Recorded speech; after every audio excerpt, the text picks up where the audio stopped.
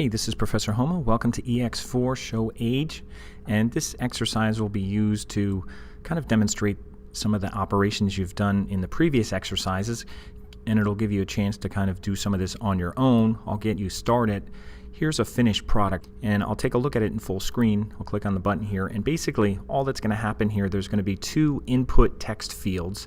These are form fields, input text fields, and you can basically type in your name. I'll just put in Rich, and I'll put in the year I was born, and then what I'll do is I'll hit the show age, and it basically just shows a little message here. It says hello Rich, so it obviously took the name that I put in the field, and it said you will turn 50 in 2017. So obviously it took that and subtracted it from whatever the current date is. So it did a little calculation as well. So that's all that you're going to have to do. You're going to run a function or create a function and put some variables in there, and it's going to do a little calculation just to figure out what your date is. Now, we're not figuring out exactly how old you are this time of year, just what age you will be in 2017, at least for now.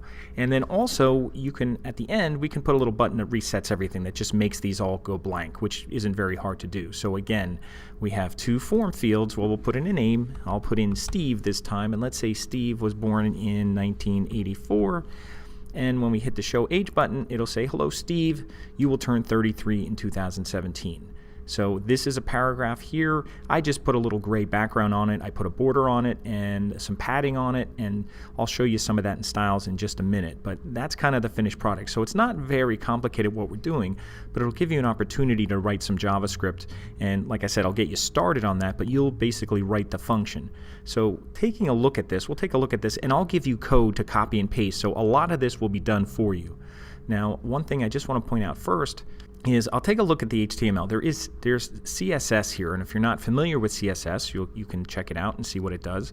But it's cascading style sheets that basically formats this just a little bit. It gives a little margin, makes some of the text a little bit bigger, puts the background color on here. So it does a little presentation kind of formatting on that. So I'll get back to that. But the HTML, there's not a lot of HTML here. I'll just go through this. When you get to the body tag, there's an H1. H1 is this, display your age. And then there's a paragraph that says please enter your name. That's this.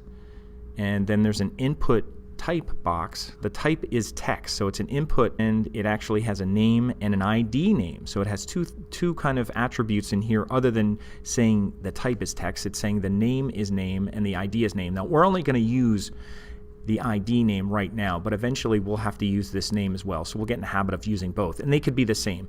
And just keep in mind that your variables can be the same as ID names. They may get a little confusing. In this exercise, I'll recommend that you use different variable names, but you can use the same variable names as ID names just as long as you know what you're using them for. So anyway, this box, this input type here is here. So just for example, if I cut it and I run my code, you can see it's missing that. So I'll just put that back. I'll undo and put it back.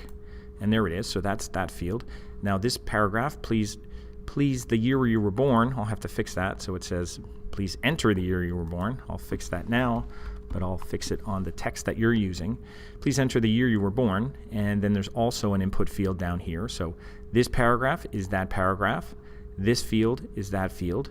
And then we have another paragraph that says, it's just instructions to telling you to click the button, and this paragraph is that paragraph, and this button is that button. Now I don't have the other button as far as oh yeah, there is a reset button here. So there is a reset. If I go over here, this is a reset button. I'll ask you to put that in, so you could basically just copy the other button and put it below it. I'll leave paragraphs here so there's a little space. It's just an empty paragraph, just so you have space so that it doesn't try to put the button right next to it. So that's all that's really there for the HTML. There isn't a lot of HTML here, just a heading, 3 paragraphs. This is a paragraph down here that's empty, and I know that it's empty because it has an ID name called display age, and it has this symbol in it, which is basically it's a space, really. It's a non-breaking space, and it basically is in there just so it doesn't collapse right now, because I did put a padding and a border and a background color. And now let me just take a look at the CSS that's in here. Now this is called internal CSS. It's not inline. Inline CSS is when it goes right inside a element tag, but this is internal CSS, meaning it's not going to an external CSS file. It's right in the HTML page, and it uses style tags. Just like JavaScript will use script tags, CSS will use style tags. and they can be put in the head element. That's where they are right now. They're in the head element. So once the head element ends and the body begins, that's where you see your HTML. So there's only a couple little things here, and just the body element, it's just saying put a margin on here of 40 pixels. So it's just putting a little buffer around here. The font size is just made a little bit bigger. All that you need to know right now is M is basically whatever the default size is. So 1.2 is about 120% bigger, or 1.2 bigger than the normal size. So it just makes it a little bit more readable than what the default is. The input is actually the input tag, so I'm actually selecting this element. Wherever there's an input element, whether it's this field or that field, that input element, it's putting a little padding on there, just a little, 0.2, which makes it basically 20% of. Now, M basically stands for whatever the default font size is. So just for an example, if the default font size is 16 pixels, 0.2 would be 20% of 16 pixels. Do your math on that, whatever that would be. 4 pixels or whatever that would be, or it wouldn't be 4, or a little less than 4 pixels. So that kind of works based on the M basically works with whatever your default font size is, which typically is 16 pixels. So it's saying this font is 1.2, so it would be 16 plus 0.2, so 20% bigger might be like 18 pixels rather than 16 pixels. So that's what that means. So padding is basically the spacing inside a box or inside an element. Margin is usually space that's outside of an element, just like we did here. Outside of body we have margin. Here we have padding, which is inside, so that when we click in here and we type something, we have a little margin around it inside the box, and that'll happen down here too. So that's called padding. And then here, this isn't an element, it's actually identifying the ID, which we have, because that's that paragraph. That's this paragraph down here. We're going to put text in there using our JavaScript, but we're also identifying it through CSS, and it's using its ID name, and it's saying # display age. And let me just double check and make sure I have that. Oh, and it actually has a small a here, so I should really change this and put a small a, because I think I had changed that ID for display age, because you can see here it says paragraph ID display age.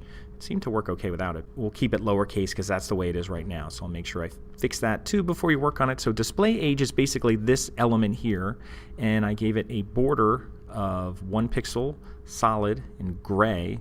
For a border you could give three attributes. It's the thickness, the style, and the color. So I just put gray right now, so it's not really standing out. And then I also put a background color of EEE, which basically FFF would be white, so it's the lightest gray, the lightest standard gray. That's what that is right now. So there's a background color of gray. Whenever these numbers or letters are the same, that typically means it's going to be a gray, because they're the RGB. This is the R, that's the G, and the B. So if the RGBs are all the same, it usually makes it gray, or it always makes it gray. And as far as the padding, there's a little padding about 0.5 em, so there's maybe 8 pixel padding around here once we put our text in here. Once we click in here, we can't click in here because it's actually not an input text field, so it's not a field we could click in, even though it kind of looks like that. Matter of fact, I might just take the border off. I'll take the border off right now. I'll run my code, and I'll just keep it like that, just so it doesn't seem like a box we're going to input text into. This is where text is going to display, and I just put it here just to show it, just so it's a little more noticeable. Okay, so that's what's going to happen here. And what you're going to do, I have all the JavaScript done here, but what you're going to do is you're going to write a function, and I'm going to give you text that has, these are all comments, and these comments will kind of help you. You can see there's 1, 2a, 2b. There's basically going to be either 6, possibly 7 lines of code that's going to go inside your function. See, here's your function. Your function's starting here. So that's where your function starts, and I might fix that so your opening bracket is right there. But there's a number of comments that are here which are kind of your instructions, so they kind of help you. They say create a date object with the variable name d, which you know how to do. Use a method to get full year from the date object. You know how to do that too. You did that on a previous exercise. Declare a variable that is set to the current year. Well, you would just set it to the previous one. That's why A and B goes together. Declare a variable that is set to your name. So whatever people put in here, you're going to take a variable so that you could use it again. And I'll show you how to do that. Same thing with the year born. You're going to set a variable that equals whatever, or that is equivalent to whatever somebody puts in here. So if you put in 1950, you're going to have a variable basically that's going to equal 1950.